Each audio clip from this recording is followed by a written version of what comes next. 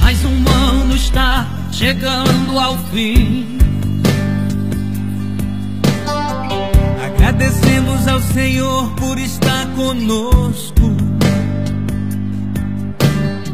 por sua graça, misericórdia, Deus da provisão em todo tempo,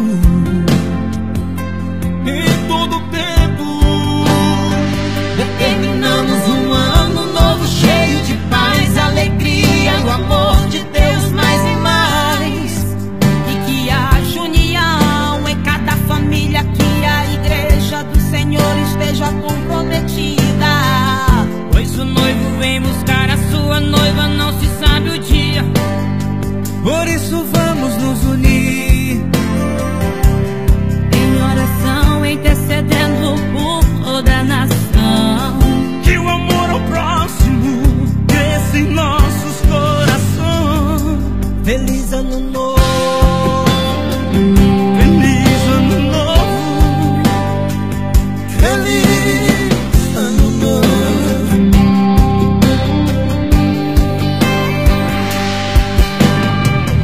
mais um ano está chegando ao fim.